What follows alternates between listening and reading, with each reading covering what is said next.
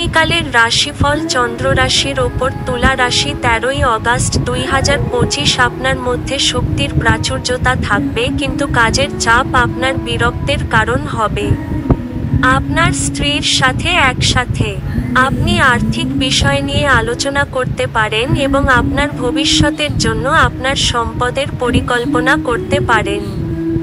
আপনার বাচ্চাদের সমস্যার মোকাবিলা করতে কিছু সময় বের করুন।